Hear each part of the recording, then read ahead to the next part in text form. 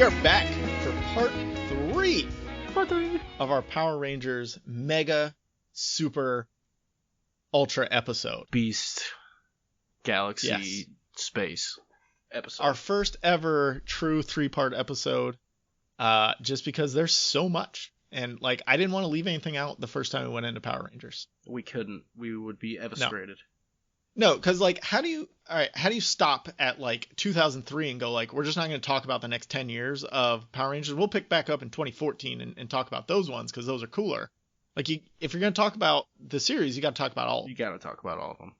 And if we're going to talk about all of them, then we got to finish it up with what our favorites are and also talk about the movies. Heard. So let's jump into some of our favorites. Nick, who out of all those teams we went through in part 1 and part 2, what is your favorite Power Ranger team? And I actually have 3 parts to my answer because it's different for different things.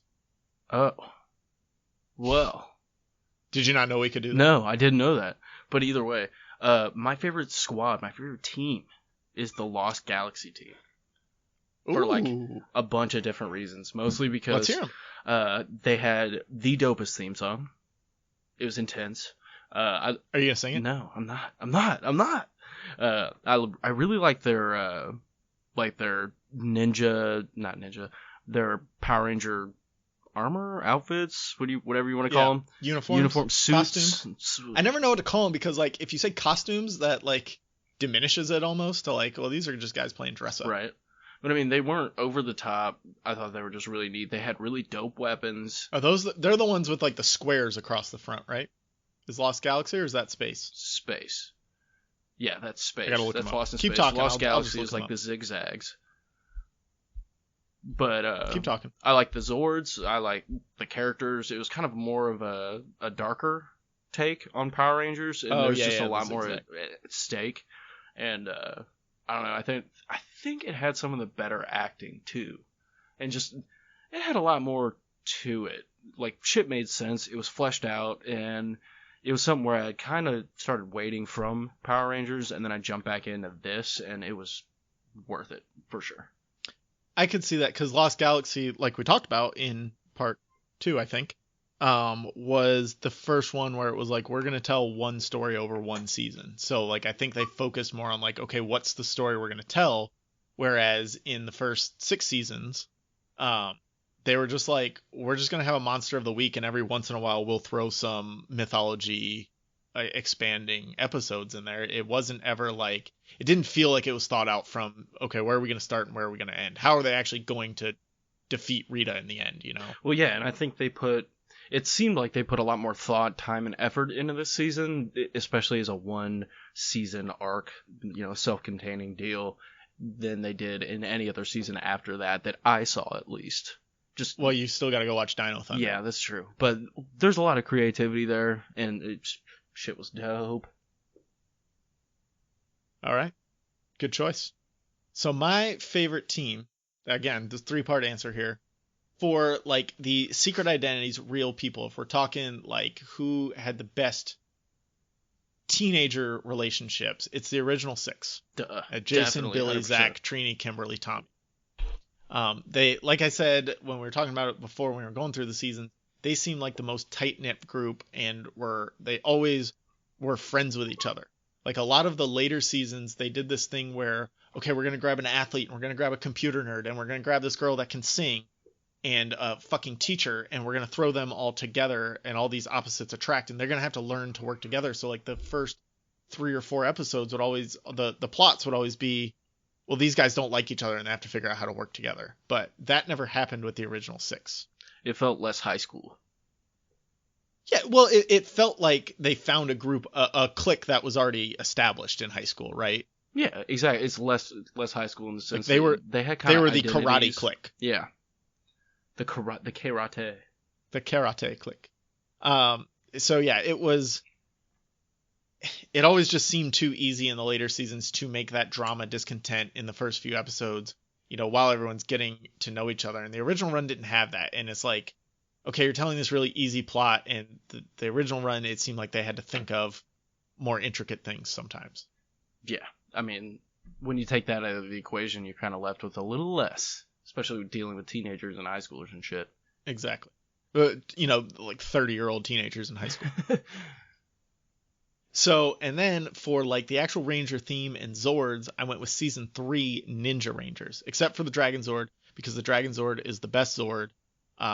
And I will fight anyone who ever wants to take it up with me, because the Green Dragon Zord is the best Zord. Catch me outside. Catch me outside. But I really liked the like the halfway morph that they could do, where they get the ninja gis and the masks going. Yes, dude, those were dope. The Ranger costumes were pretty much the same as like they were just the Mighty Morphin costumes still, but I like the White Ranger look better than the Green Ranger look, just a little bit more. Plus you've got Saba, as we already talked about. Yeah, Saba is dope. That's what makes the difference for me, for sure. And to me, also, the Ninja Animal Zords, they kind of had a cooler look than the Dino Zords. The Dino Zords always looked a bit too robot-y.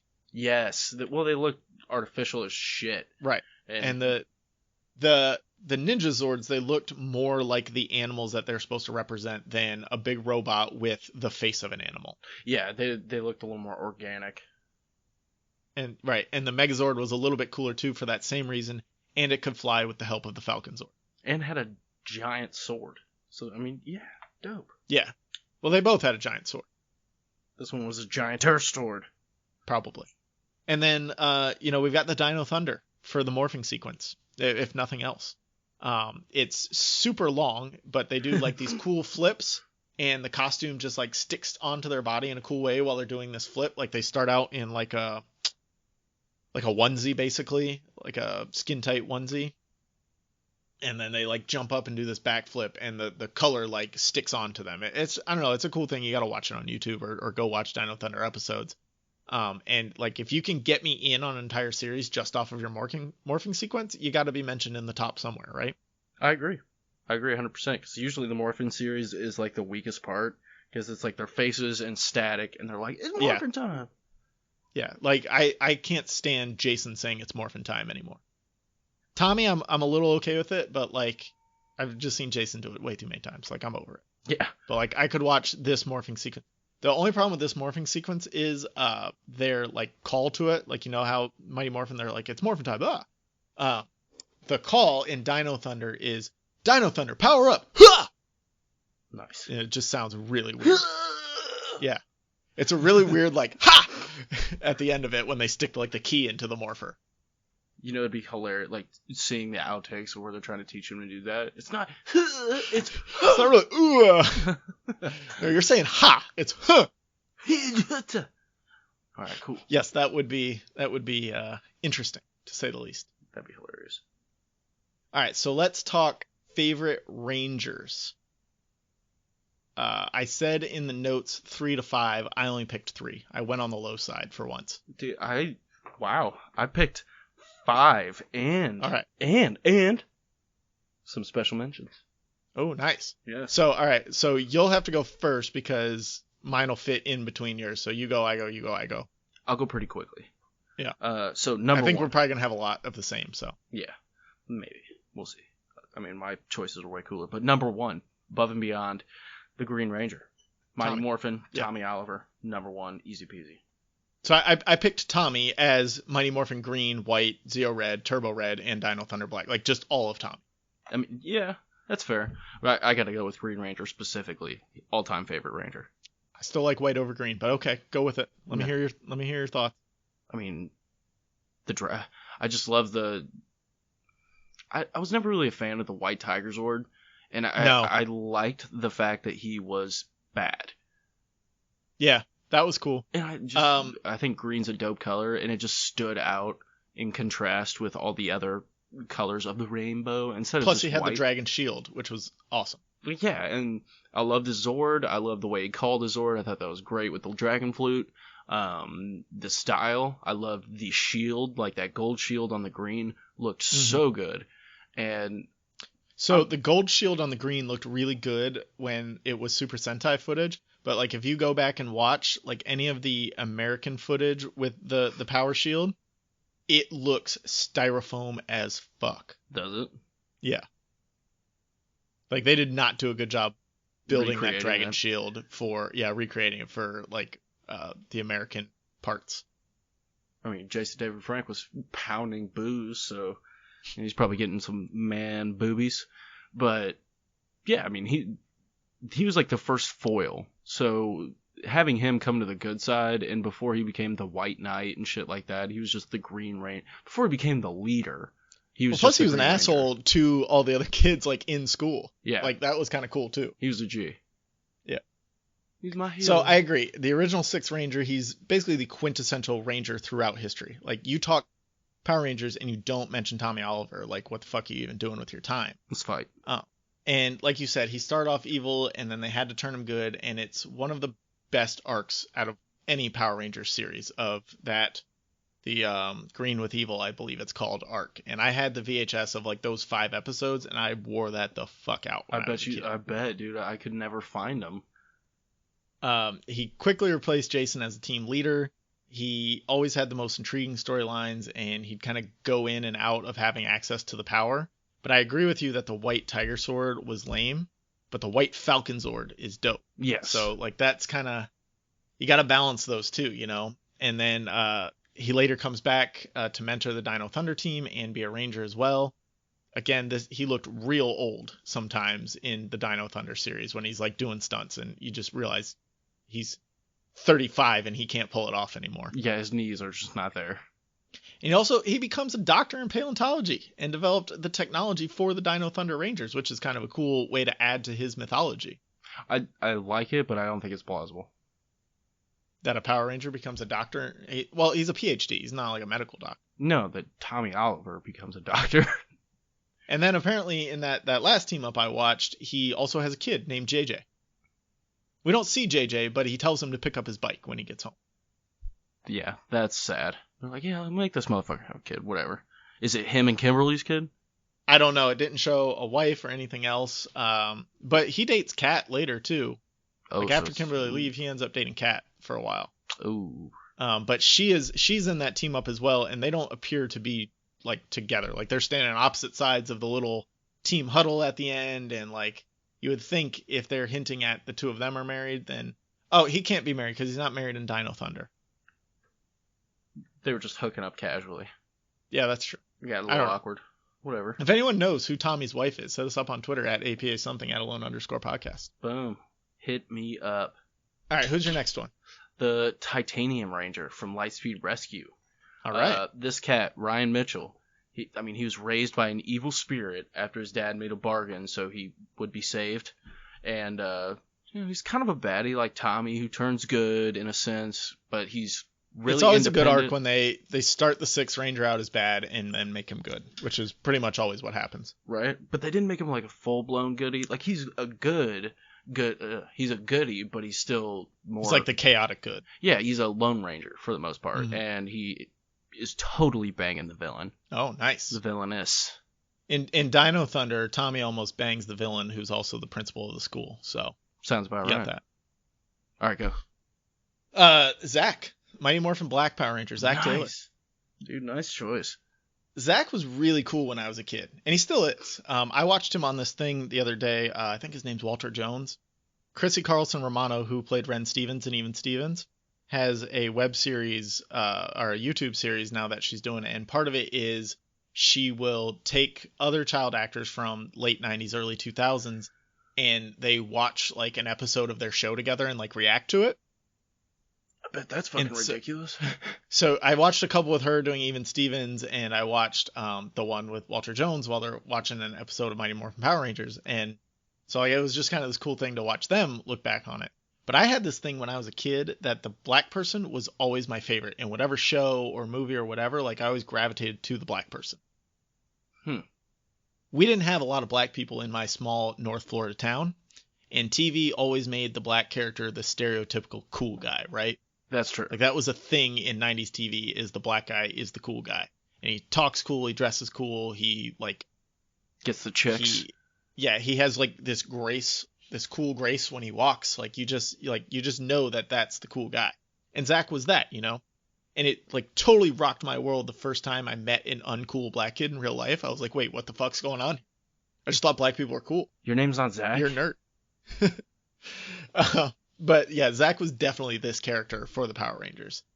They created a new type of fighting they called hip hop keto just for Zack. That makes sense. And I remember his little opening dance move in the theme. Yep. So it was mixing hip hop dancing with hop keto, which is a karate style, and they mix those things together to create hip hop keto, where he dance and fight at the same time. So ridiculous. It kind of looks cool sometimes, though. Well, yeah, but I mean, with Super Sentai footage. And then the Mastodon was the second best Zord from the original series. Yes. Agreed. What are you going to say? The saber-toothed tiger? Come on. No. I was just running through the Zords real quick in my head to make sure. Verify. Yeah. And then, to me, the Power Axe is the best weapon. And it works as an axe, and it has a blaster on it, too. Not just a blaster, but a big blaster. Yeah. And it was integral to their, like, combining of their mega gun thing. Well, yeah, it was the gun part of their mega gun. There you go. Like, what does Kimberly add to it? A fucking, like... A sight? A crossbar that doesn't accomplish anything? A nice cushiony grip. What were Billy's lance that he threw on it? That did nothing. Lasers. Was it? I thought Trini's daggers were the lasers. They're all lasers. And Probably. Azers and Bazers and Sazers. All kind of Azers. All kinds of Azers. All right, who you got next? I got... he's a tweener, but I'm going Magna Defender from Lost Galaxy.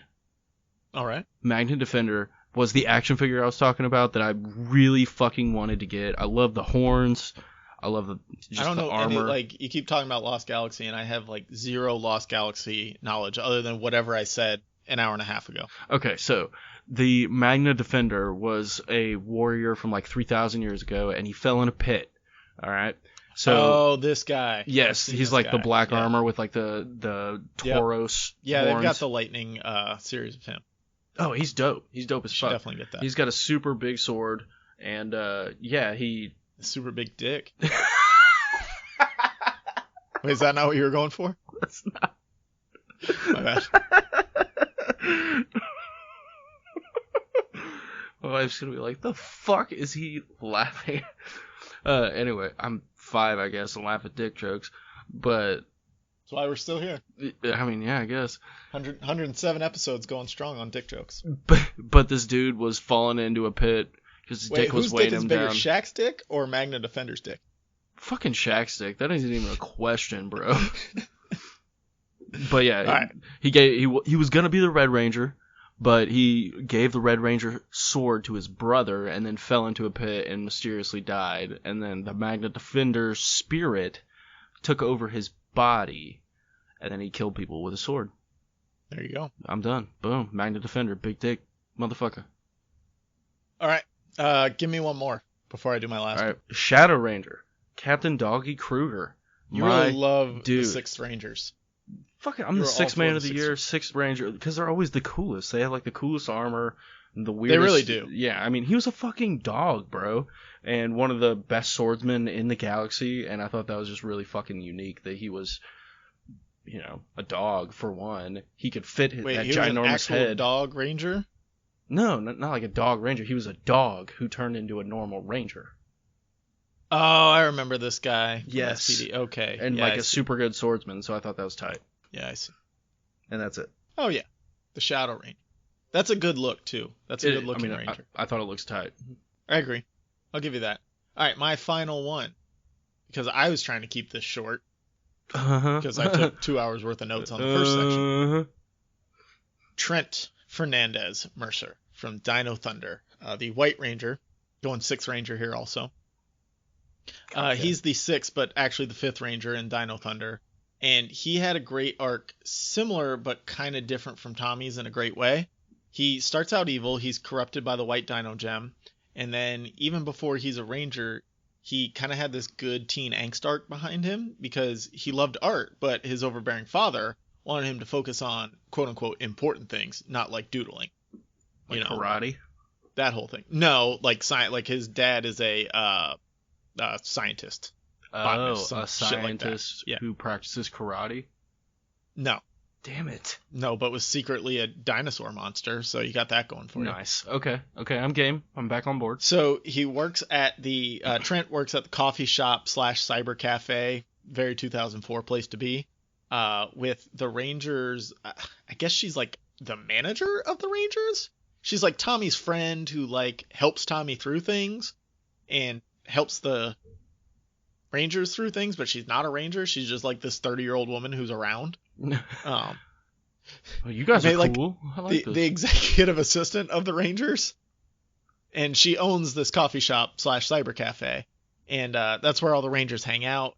But Trent's dad buys the cyber cafe to try and make Trent the manager, because being a waiter is too below Trent's station. You know, Trent just can't be a waiter. He's gonna be the manager of the coffee shop. That's lame as fuck. It doesn't go through, that. I don't want to ruin it all for you, but like the best part of Trent's story is that his dad is secretly the big bad Mesogog, but has like a shared mind with him. Mesogog is evil, but the dad isn't. But neither of them had full control of the body, but they did know what the other was doing. So there's like this push and pull between them. So Trent is always stuck kind of working on both sides, because the Rangers are his friends, but the bad guy's his dad. And eventually the evil spell's broken and Mesogog gets separated from Alan Mercer. So Trent like didn't owe the bad guy's loyalty anymore, so he could go back and be with the Rangers full time. So like he just has this really like push and pull thing with the Rangers. Really Ross and Rachel vibes going on. Pivot. Yeah, no, that sounds pretty cool. I didn't do as good of a job as describing it as the arc actually plays out in the show, because that was the thing that intrigued me the most and made me want to watch the whole thing. I'm like, wait, how did he find this out? When did he come across this guy to do this? Like, I just kept having more questions of, like, I got to see how all this plays out. Right. All right. Who else you got? Last but not least, we mentioned him earlier, obviously. Another 6 Ranger. I'm going. That's the Golden Ranger from Zeo. It's fucking Jason, yo. It's Jason, dude. He was so like Jason G. over Trey of Triforia? Yeah, fuck yeah, dude. It's Jason. I like Jason as the Gold Ranger better than I ever liked him as the Red Ranger. 100%. 100%. Plus, he had a way doper outfit. Yes. He's got the gold shield again. I have the gold power staff. I just got it a couple weeks ago. Super pumped about that. But the gold power staff is a good weapon. Well, he's just all around kind of a badass. He gets to take like he's super overpowered too. Sometimes that's fine. That's what I love about it, because he kind of gets back on top when it comes to Tommy, instead of Tommy always outshining him. Mm-hmm. Right, because in the early seasons, Tommy comes in as overpowered and outshines Jason in every way, and then Jason's just like, "Fuck it, I'll go to Switzerland, dude." And then eventually he comes back. Yeah, and becomes the Gold Ranger. Yeah. Just quick shout out to Adam Park, the Black Ninja Ranger, because there's just something about Adam that I like. Like, I can't really put anything behind it. He was just like, I always gravitated towards him over any of the other Ninja Rangers other than Tommy. Well, I mean, he was my honorable mention. Like, yeah, Rocky's kind of a douche. Aisha is just like there. Fucking loser. Yeah, Aisha's just there. Same with Tanya. Like, they're just kind of there. Kimberly, I was never like that big of a fan of Kimberly. Like, no. She's fine. She's okay. Same with Kat. Kat's got a rough Australian sometimes accent. She's so annoying. I got annoying real fast. And then, Tommy's Tommy. But I always liked Adam. Adam was tight. I'm a frog. I'm a frog. I always thought that was good. And he always just seemed like he was having fun with it, so I had fun with it. Right, exactly. He seemed like he was there for it. So, now we move to favorite villain. And see, I took this one too far because I picked one from the shows and one movie villain. You get one villain, Calvin. One. All right, I got one and an honorable mention. That's from a movie. That's fucking bullshit. Cheating. All right. So I go first this time? I'll go first. You've been going first every time. All right. It's Lord Zed. Easy choice. That is a Lord great choice. Zed, he's the first villain created strictly for the American show, and he was just such a badass. He's got the terrifying look with like the muscly red. He really fucking is weird looking, dude. He's got a great like silver mask with the Z thing coming up. He's got the weird Bane tubes pumping something through his body, showing some brain going on there, and he's got a good menacing voice. Yes, and Cyclops like laser beam looking eyeballs. That's true. And he's got the best staff. Seriously. If I could find one, I would pay some amount of money for it. It's very shiny. It's so awesome with the Z on the top and it's got the point on the bottom. To me, Zed felt like he had better control over everything that was going on than Rita ever did. Yeah. And then well, like the marriage to Rita in season 3 was like weird, but I'm kind of glad they found a way to keep him around instead of rotating him out like every other villain gets rotated out. I agree, for sure. And I mean, I always thought he was kind of cool, and like I really liked him in the movie, especially the first movie, just because I mean he's dorky, but at the same time scary looking. He's menacing. Fuck. Yeah. I mean, I always imagined that's what Satan looked like when I was a kid. So it's like, okay, that's the devil. You just take the Z off the top of his head and put some horns there instead. Yeah, pretty much. All right, was Lord Zed your pick? No. Okay. Mine is actually a group, and it's the Psycho Rangers from Lost Galaxy and In Space. Because I mean, they looked so dope. They were the perfect Rita counterparts. Invent the first Psycho Rangers? Yes, and they were the perfect counterparts to the Rangers. I like that they weren't big bads. They were kind of more periphery, but they were also like the most major foils for the Rangers. Yeah, they would always have anytime they'd come, it'd be a multi-part episode where they'd really have to try beat them.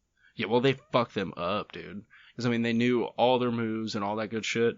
So I thought they looked so cool. So when they came on the scene, it was just like, okay, they're stepping this shit up a notch. This is awesome. Yeah, I agree. And then I just wanted to give a shout out to Ivan Ooze, man. Oh, you got to. As the VCR kids stated when they covered Mighty Morphin Power Rangers, the movie, a few weeks back, Ooze was huge in the mid-90s. And like I was all for Ooze. Ooze was a cool fucking thing. Yes. Purple, always a great villain color. Got Ivan Ooze. You got the Shredder. I'm sure there's more out there. And his name's Ivan. Yeah. Like, come on now. He brought the Tengu Warriors. Like those were way better than the putties. So like he brought in this new level of actual like cannon fodder that felt like it was going to be harder to beat than, oh, you punch them in the Z. Well, because they can fly and, they just seemed a lot more menacing too. Exactly. He was pretty gross, but like as an 8-year-old, that shit's hilarious. Yeah, right? I was about to say, I mean, I always thought he was funny. Exactly. And then I like that he pretty much used the same evil plan as Joker from the 1989 Batman, except his beauty products turned adults into mindless zombies instead of just straight up killing them. And just like looking back on it, instead of like cringing at it, I just laugh at how 90s it is and how like really it kind of fits with what's going on in this silly show. 100%. Like it doesn't have to be too serious. 100%. And it really, so I guess we're moving right into the Mighty Morphin Power Rangers, the movie. Yeah, so let's just roll right into the Mighty Morphin Power Rangers, the movie. And like a perfect example of that is I love that they're like upgraded their armor and they look a lot cooler and a lot crisper. Looks so cool. So dope. When they brought that shit out, dude, I was so pumped.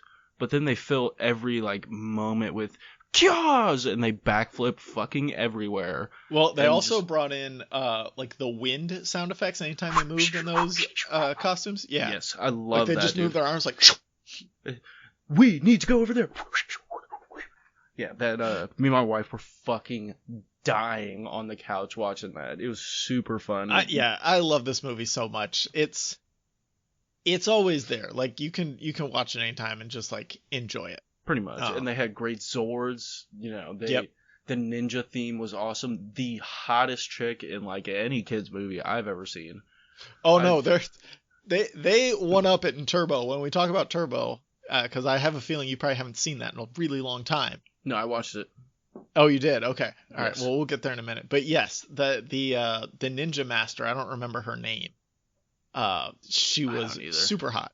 And like pretty much naked. And yes, very low covering. Yeah. So I was all about that as a kid. It was like, woo. Let's not sleep on the opening scene either, with the skydiving straight into the rollerblading. That was pretty tight. And I mean, you gotta have. It's super uncool to watch in 2020. That was the tits. In 1995, man. Oh, it was fucking awesome. Especially and every time I watch it, I want to go out and go skydiving. I asked my wife. I was like, "Would you go skydiving when that came on?" She's like, "Oh fuck yeah." I would love to try skydiving. And I think that this movie is the main reason for that. Like, I saw this when I was 10 years old, or 8 years old, I guess. And, like, ever since then, that's when I wanted to skydive. Because I just imagine I would be Tommy up there on, like, the sky surfboard with a parachute, when really I'd be hugged by some dude I don't know and attached to another parachute with that person. So screaming my ass off and hoping I would pass out. So we talked about it a little bit earlier that this movie's not canon. They retconned the finding the ninja powers in season 3. I really enjoyed this ninja journey better than the one in Mighty Morphin Power Rangers. It goes like into the Indiana Jones Tomb Raider type action for a little while, which is always nice. The only thing that, I would have from that season 3 is they brought in Ninjor for it, and I love Ninjor and I wouldn't want to trade him out, but like I think there's a way you can probably do both. Absolutely, man. Ninjor was really the only saving grace, I would say, over that movie. I don't get why they did it, because they had already, like, I get it if they were trying to use real actors instead of their goofy TV actors they had, right?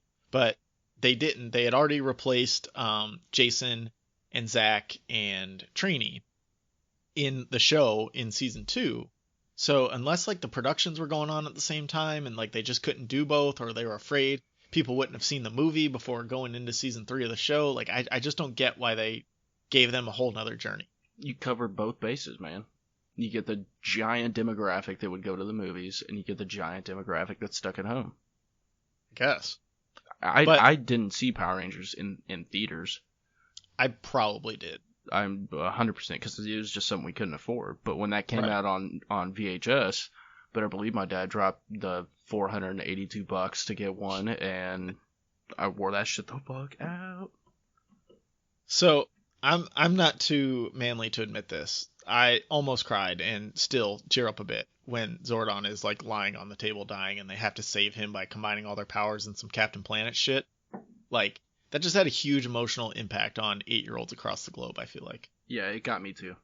You're not alone, buddy. Like, that's really I guess Lion King was out, so like you've seen Mufasa dying, but like, I don't know, Zordon just felt more real. Like, it's not a cartoon. Like, you see this floating head that you've been watching for 2 years, 100 episodes almost already, just lying on the table completely helpless.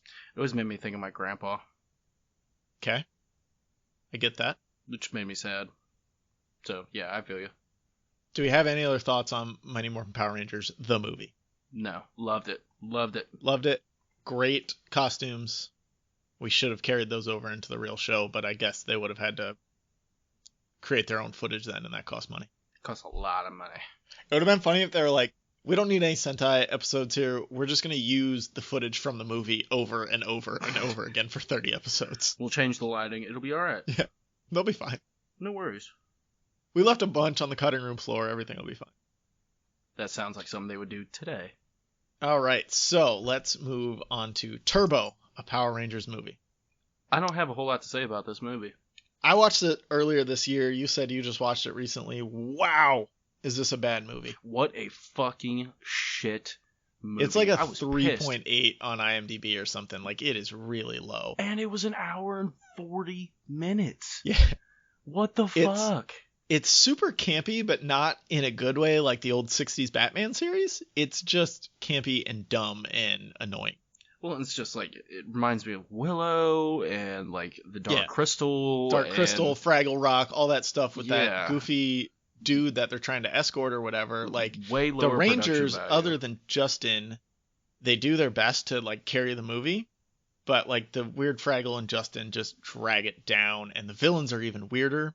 But let's talk about Diva Tox for a minute here. She's kind of hot. They sex the fuck out of her. Yeah, her tits were hanging out that whole... And she jumped all the time. They're just practically popping out of her corset, I guess. Barely uniform that she's wearing. The costume basically just covers her nipples and her vagina, and that's it. Yeah, pretty much. There's a bit of fabric kind of like down her sides, like where her ribs are, but her stomach just completely out. Then she's got the dark but see-through tights that also just show most of her ass. And I don't know if you noticed, but I did. There are about 1,016 crotch shots of her. I did not notice that. But yes. I will go back and watch it now again. We got to go back and watch again. I felt like I was watching Batman vs Superman and Zack Snyder focusing on Wonder Woman's crotch again. Yeah. Okay. I just like this movie must have been the cause of many a children's sexual awakenings. Like both of them. You're 10, 11 years old. Jesus, go see Divatox in the theaters. I don't even think they released this in theaters, did they? I mean, it does not have near the production value of the first movie. I think it had a theatrical release. Wow. It's like watching just a hour and 40-minute long Power Rangers episode. Because they don't even fucking really morph till towards the end. Such bullshit. No, yeah, like, they really don't. They have like the Ghost ship released in theaters in 2,000 theaters in March 28th, 1997. Awful. Yeah, it was just really, really rough. Then the third act evolves into like the CGI fest fight inside a volcano while Divatox is trying to sacrifice Kimberly and Jason, who tried to... Let me make sure this is right? They tried to scuba dive back to meet the new Rangers and surprise them, but instead got captured by Divatox in her submarine. Is that right? Pretty much. And like tortured, and Bulk and Skull are there. Yep. And Divatox is trying to sacrifice them like it's fucking Temple of Doom or something, except there's more bad CGI goons running around than in Temple of Doom. Which is saying a lot. Yeah. The Zords are just plain-ass cars with a bunch of superfluous spoilers and roll guards and shit like that. Like, I wasn't really sure that you could get worse than the Zeozords that were literally just robot shapes, but they did. Somehow. They're just cars with a bunch of superfluous shit. They get gigantic. So they're like normal-sized vehicles, and then they grow really big. The worst part, absolute worst, I could deal with all that other stuff. Justin. And the whole season Turbo Rangers, fucking Justin. Yes, dude, I hate him so much. They bring in this 12-year-old ass kid to be a ranger and then made him a genius so he could be in the same grade as the other rangers, but he may be the most annoying TV kid ever. Well, dude, it's stupid. First of all, fuck that kid's haircut. Yeah, second of all, they're always like fighting, and he's like, "This is so great, I love it." It's like, dude, bitch, you just got hit in the gut and kicked in the face. Like, shut up. Have you ever seen How I Met Your Mother? Did you watch that? Yes. Okay, so in like season 2 or 3, the gang follows Barney to his mother's house, where Barney's got like this whole fake family set up for his mom's benefit. Do you remember that? I do not. Anyway, that happens. And so Barney's hired this kid to play his son, and in his made up family, because he hires actors to be his family. So because his mom was at one point like on her deathbed, and her dying wish was that she could see him married before she died. So he hired an actress to be his wife, and then it got a little further, and he's like, oh shit, we need to have a kid. So he hires a kid. So anyway, this kid is like a bad TV kid actor, like, and that's the point of it, and kind of riffing off of how Neil Patrick Harris was a child actor, and like he's got this he keeps trying to get catchphrases, and the one he keeps saying throughout like the time that the gang is there, he goes, Tommy no likey, but he's like a 12-year-old kid, and like Justin and that kid are the top tier annoying TV kids. I don't know, I never really liked that Angus kid from 2.5 Men either. Okay. I'll give you that. I didn't really watch 2.5. But fuck Justin. Fuck Justin. For real. That's all I got. Hate him. So let's move on to 2017's Power Rangers. Yay. So this is a little bit fresher. So I've got kind of my original thoughts, and then I just rewatched it yesterday, so I have kind of those thoughts too. All right. And my original thought was that I loved it, and I wanted to see where they went. Really? Right?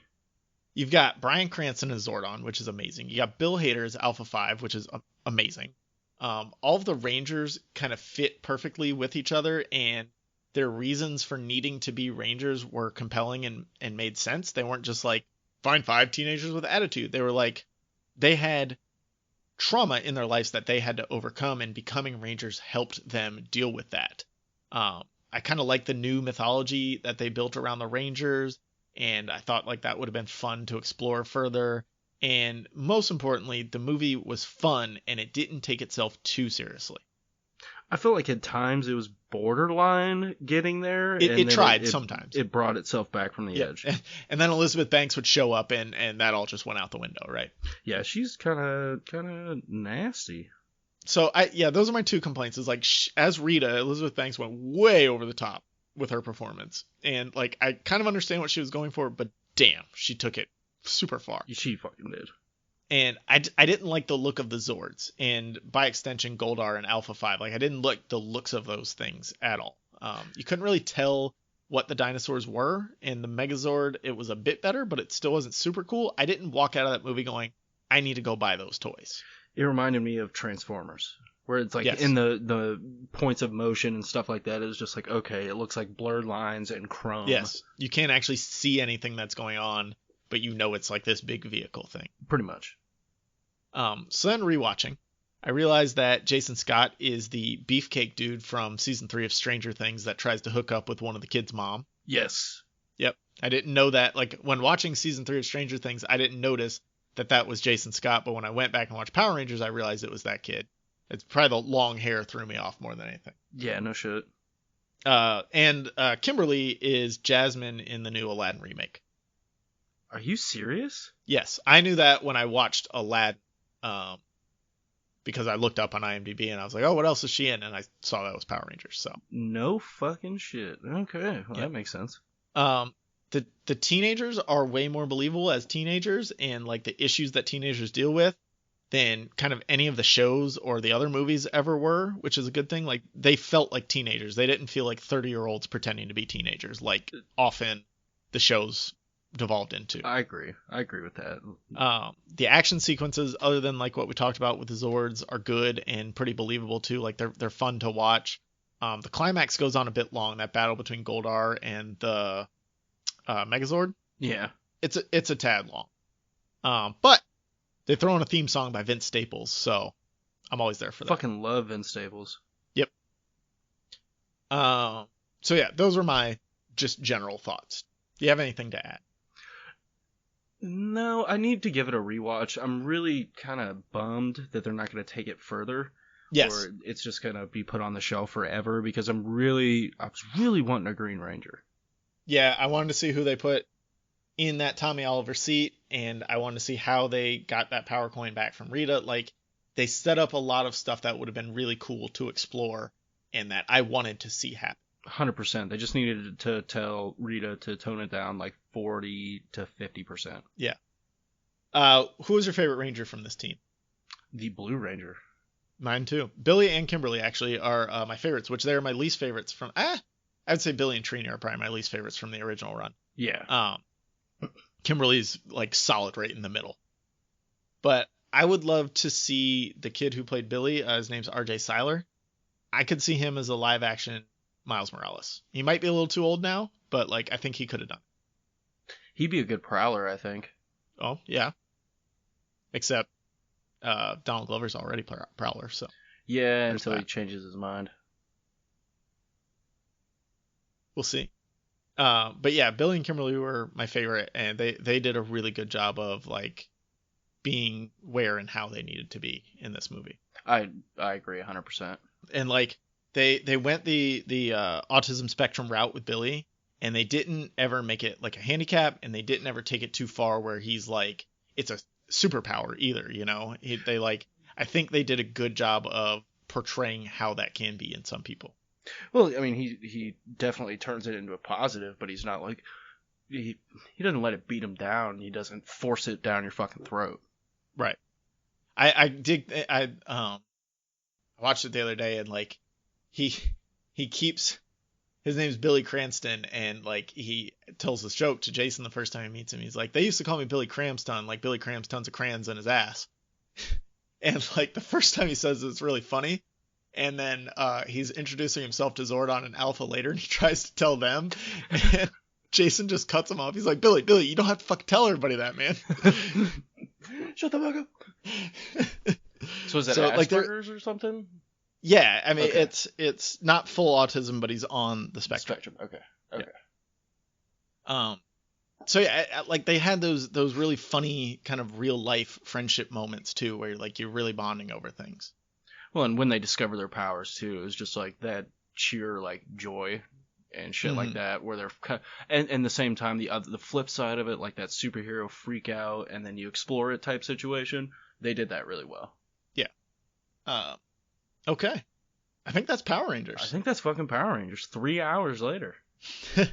We will revisit Power Rangers in a much more focused and defined way sometime in the future. But for now, I think you've got everything you can handle. I'm assuming so. Be sure to follow us on Twitter at APA something at alone_podcast. Check out the merch store. That's tpublic.com/APA something. The Patreon page is still up and you can always give us money. Patreon.com/podcast about something. And all the music for A Podcast About Something is provided by those cats. You gotta stay sassy. It's morphin' time!